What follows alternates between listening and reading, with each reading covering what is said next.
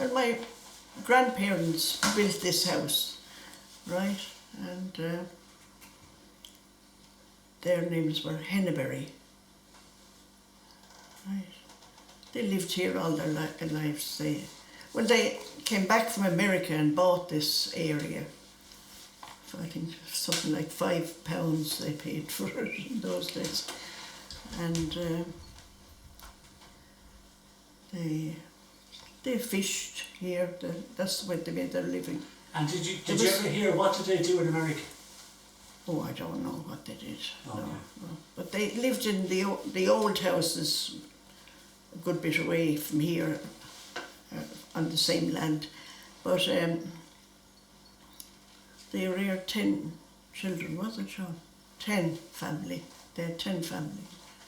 Yeah, so after when they got to a certain age, they all emigrated. You know, there was nothing here for them. I don't know whether the fishing was good at the time or not. And it was fishing, the family was very much a fishing family. Yeah, I think so. Okay. Yeah. And my grandfather was a boat builder. He used to make build boats. With your grandfather, Sean? Prawns. Prawns. And the other way you have all these different types of boats, because a lot of people wouldn't even know that. Would you be able to tell us what the difference between a prawn and a cot and all them were? I think that's right. Richard, can you remember what was it? Yeah, well, a prawn is it has round brown bottom. It's a bit like a curragh, similar to a curragh, but it's timber, built out of timber and tarred over, you know. And the reason it was round bottom, there's no keel, so you could slide it on the mud. When they're going to fish, like if the tide is out, the boat would usually be more than upping in the shore, and you could just, one man would nearly push it out on the mud and to slide along and into the water, you know. So it's very practical. Oh yeah. That's when because they'd be going to drift. That's if they were drifting now, or maybe trawling. They'd be trawling on the low water maybe, and the tide is out. Yeah. And when you say drifting and trawling, is that basically they would hang the nets between two boats? That'd be more snap net fishing, like, okay. You know. They do that further up the river. Okay. Up the Ross River, above the Ross Bridge, like, you know. And would that be cots then? Cot, yeah. And the cots are the long, narrow boats, aren't they? They're long, narrow, very shallow. Yeah. Very narrow. And with the prawns, were they easy to topple over then, or were they? Oh no. They're quite sturdy. Okay. Some of the men used to go down as far as Broom Hill, down there, not far from the Hook Head, in the summer fishing, when there was salmon fishing, you know, they'd be drifting now. You drift down with the tide and then drift mostly come back up on the tide again. And would they row or would they have? Oh, they row, yeah. Okay. They had no engines then. But they'd no sails? No, there was yawls. Okay. They had a small sail, they used to have, but it was nearly always rowing. And then a yawl, was that a bigger boat or what was Bigger, it? yeah. Good, yeah. You could have a mast, a small mizzen mast on it. And there was another boat too, was it a gabbert or something? Oh, that'd be more cargo, for carrying cargo. Okay. Heavy, that'd be fairly big now. Okay. But then there was the ordinary punts as well. The punts had a keel, you know. They'd be a lot more steady in the water.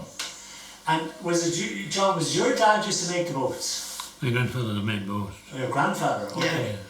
And would he make them on his own, or would it be like a group of fellas doing it? No, he did it on his own. All right. And how long would it take him to make a prawn? Maybe 6 weeks, I'd say. All right. If you have it continuous. And where would the timber come from? And basically, you get it in graves and water. Oh, okay. So he'd buy it in specially for it? Yeah. Okay. And, I mean, obviously in those days the river was very busy. Oh yeah. The trouble with the river down here is, you see, you couldn't fish with a drift net legally.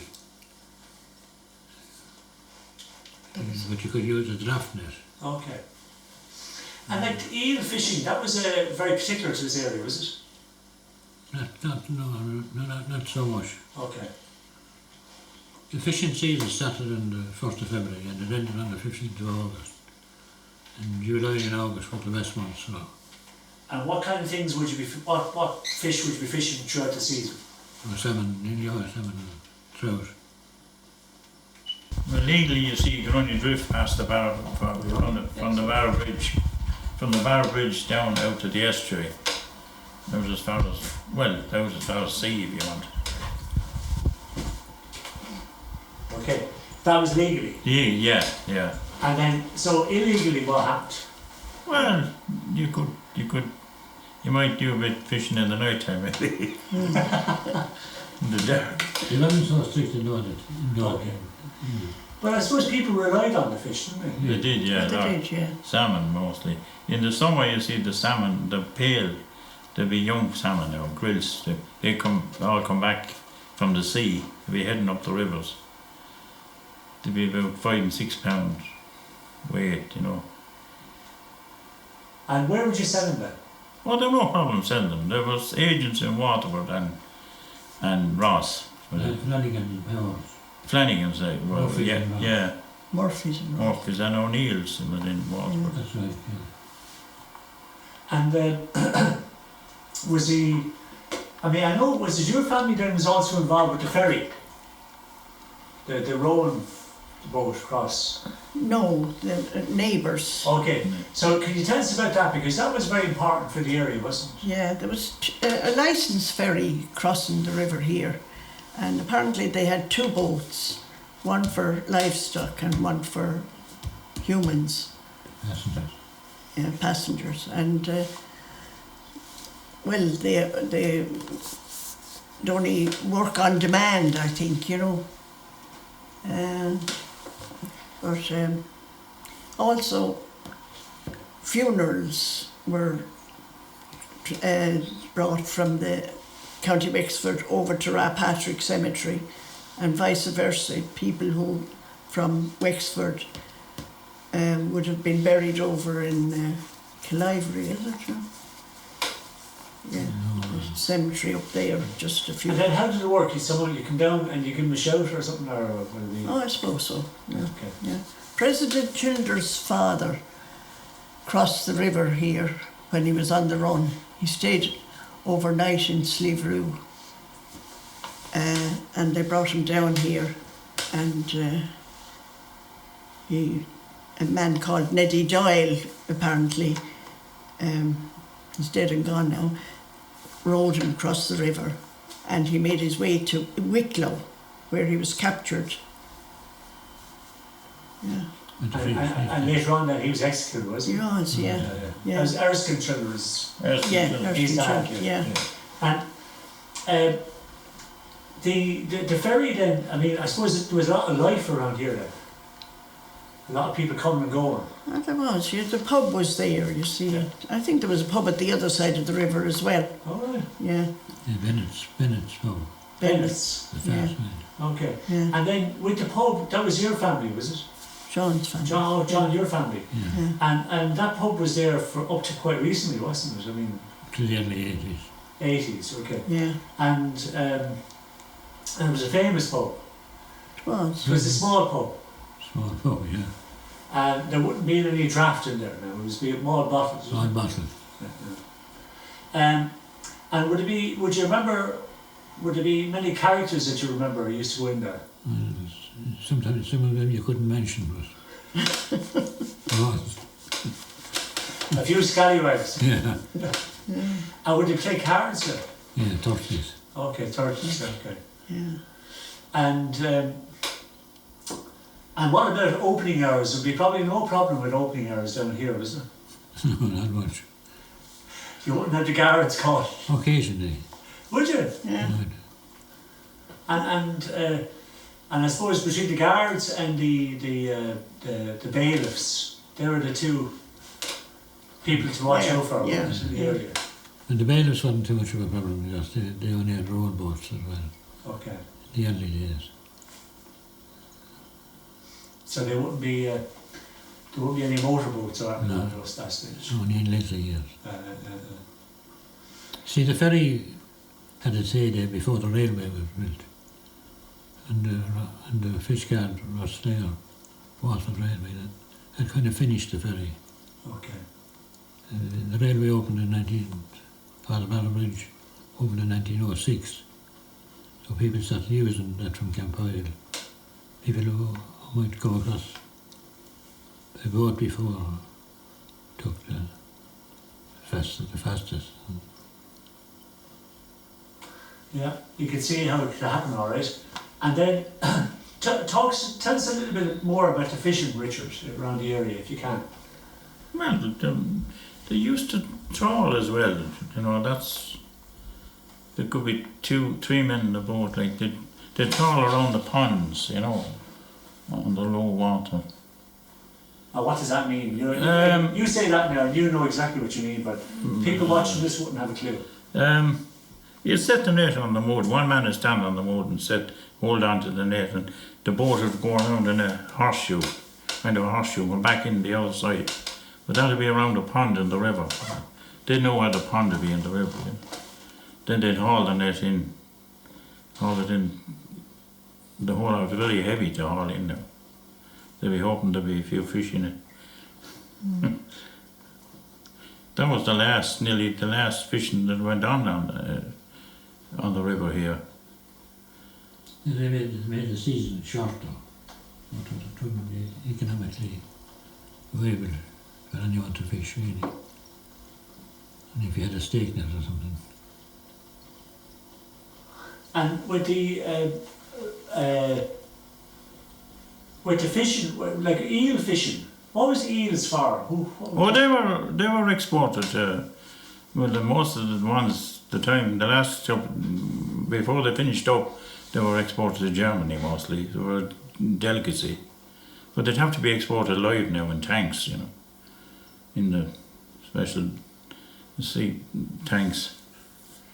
And the funny that we didn't eat them at all, the Irish people. No, they didn't bother with them. No, we never really.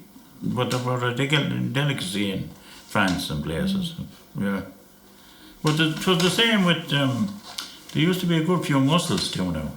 You know, they used to fish a lot of the mussels around the Barrow Bridge and around there. But then they got some little thing happened to them. I don't know. They got infected or something. It was a very good area for mussels. They were going to France now mostly. They were kind of a delicacy in France as well. So. Get good money for them. Yeah, they were fairly good for a while, yeah. And then this area too was also very, well, maybe just before we leave the fishing, can you tell me some of the fishermen, we say the more well-known fishermen in the area? I wouldn't have known. The last men I knew would have been doing the trawling, you know. Be a good, well, there would have been, to be Jackie Whalen now used to be at, Tom Wall, Jim Grant, Ballavarn. They used to, there'd be 3 of them. I'd say Sean would know more of them. The Harringans. Oh yeah, they all fished before that, yeah. The Dials. Yeah, Welshes. Yeah. Yeah. Gus Malone and John Malone. Phil Corish. Marky Shanna. Mikey Shanna. And where would they all keep their boats? And they keep them On the river. Yeah, but like, was there a particular jetty or was there an area where... No. No, there are no jetties or anything. You just put them up? Just put them up on the mud, yeah. Okay. You put them up put them up on the high tide. Okay. Yeah. When the tide is out then sometimes you see they'd have to launch the prongs. That's the reason they were round bottom, you know. They could push them along. You couldn't push a punt on the mud. Okay. And would they keep the bigger boats out on the river? And, oh yeah, if and they were, they'd come in on the prong, is it? Oh yeah. Okay. Oh, they'd use it at yeah. Alright, that made sense. Yeah. And then, just around this area then, you had like, besides you had the boat building, you had a lot of other places of kind of historical interest. in this area. You had like Ballinlaw Castle. Yeah. So, I mean, tell us a little bit about, there's the millstones as well, wasn't there, in this area? The construction of the millstones. Yeah, they used to do them on the hill, up on the hill now. When we come down the hill.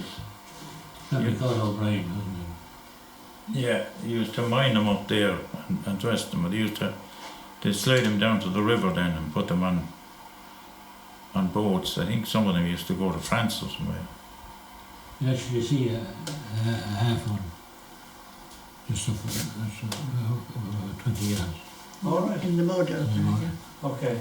That's a kind of a quartz. It's a kind of a quartz stone. It's on, you know, it's not. It was suitable for a millstone anyway.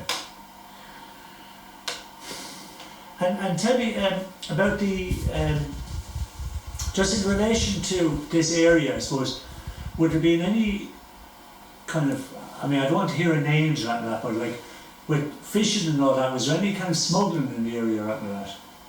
You know, coming up from... I never heard of much smuggling going on. I don't know what you would be smuggling in.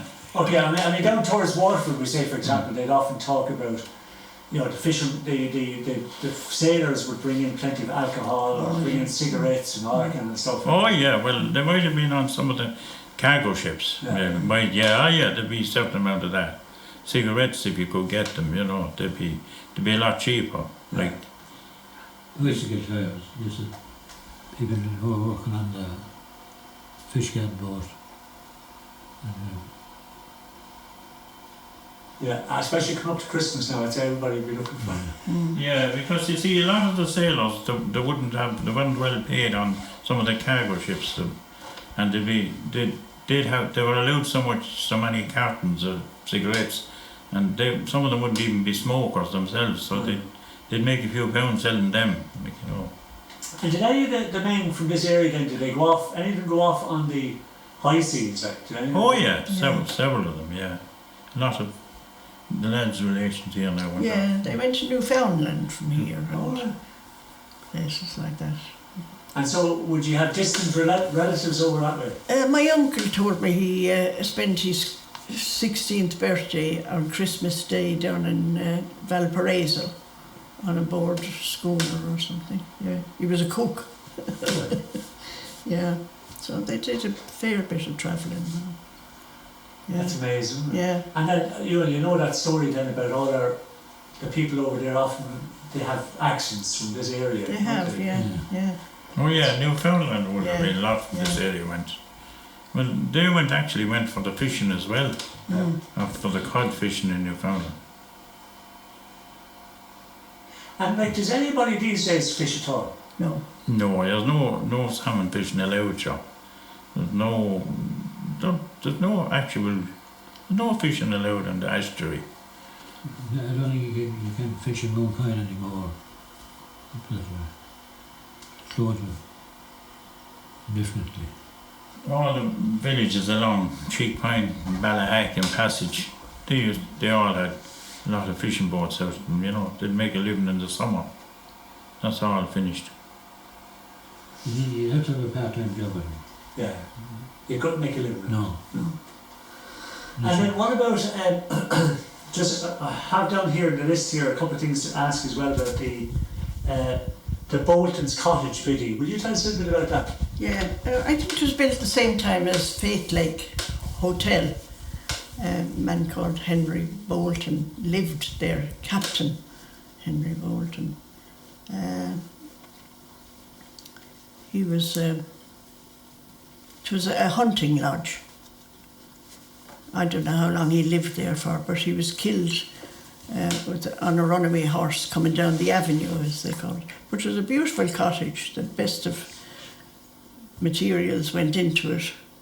And my aunt lived there for all her married life. She rented it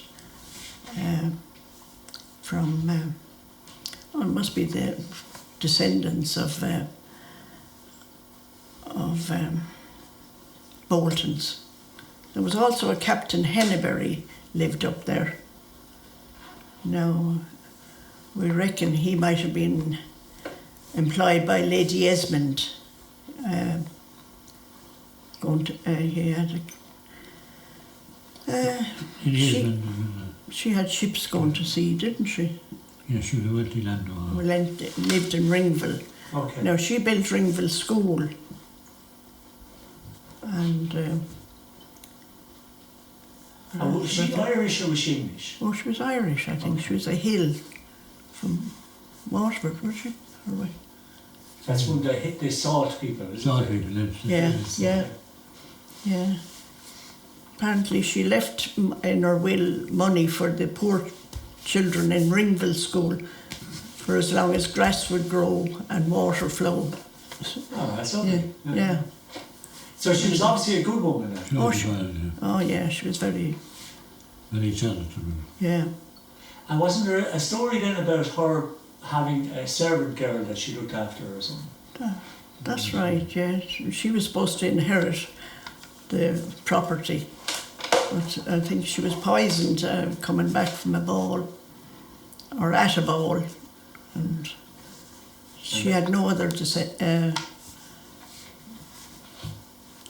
That was that. no other relations. Yeah, yeah, that was it. So somebody didn't want her to get the land. No, no. So did she own all the land around this area then?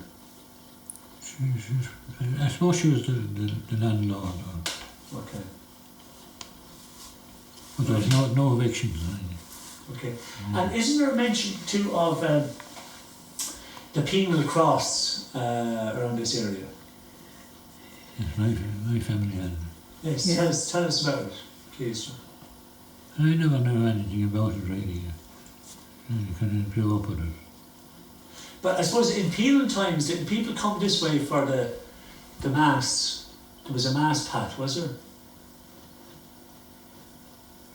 No, I can't recall anyone saying it was a mass pat. Okay, Yeah. okay.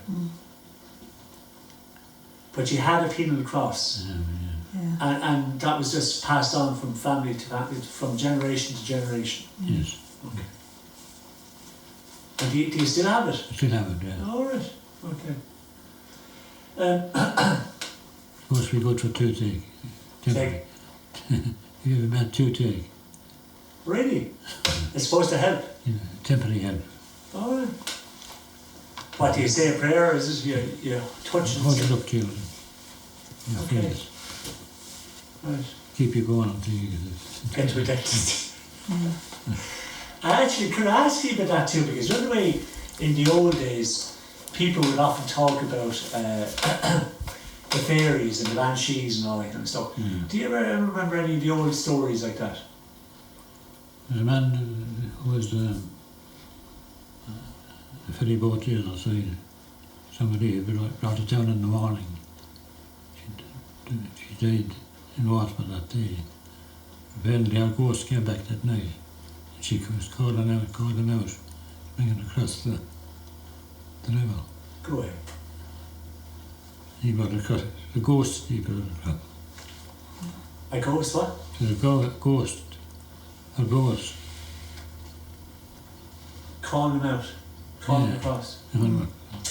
That's gas. Do you remember any other ones from way back? Like there was fairy forts and all that kind of stuff, and there was. Do you No, remember? I don't remember. Okay. And what about the other way, Richard? Just to talk about fishing again, just the other way, fishermen were very superstitious. They often used to think about if they saw a woman with red hair, they would. They turned back. They wouldn't go fishing, yeah. Was there any other ones like that? Did they have any other I don't know of any other superstitions? thing. No, I can't remember now. Okay. No. There's a boat going up the river now. That's a rare sight, isn't it? See a boat going up. Sorry, can I follow that? Would the priest ever come and bless the boats or anything like that? You would, yes. Yeah. What time of year would that be? Beginning of the season. Okay. Beginning of the season. But I think they usually have to be in the one place, would they? They usually collect somewhere, like, Yeah. you know, they used to come down to Cheek Point now and they were thinking. There was a Dominican that used to come around here. Was that right? Yeah, I never Well, yeah. and my uncle got him to bless the nets, Yeah, yeah. and did it, and the next day the bailiff came up and took him on.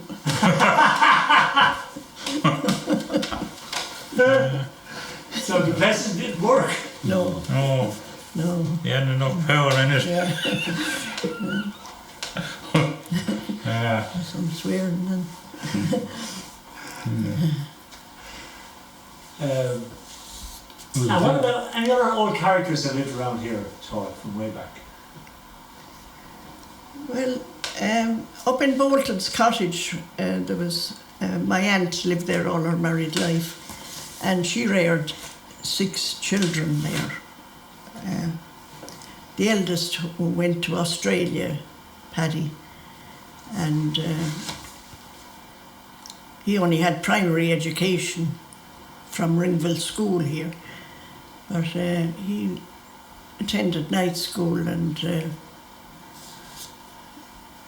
ended up as he was chief superintendent in Melbourne. He was self-educated, yeah. That's brilliant. And her great-grandchild was one of the students who was killed out in California, in Berkeley. All right. She was On a the balcony. medical student on the balcony. Oh, Yeah, jeez. yeah. Be her great-grandchild. Yeah. So that's, Rugby International in the family. Rugby International. A rugby international. oh yeah. Jeffrey Henneberry. Captain Henneberry's son was, Jeffrey played He rugby played about for 3 or 4 times for Ireland. All right. for Ireland, I think. Yeah. 1902. So And where did he go to school then? he learned the rugby in Limerick. Oh, Limerick. Okay. Yeah. Very on and Yeah. Haberlin was there.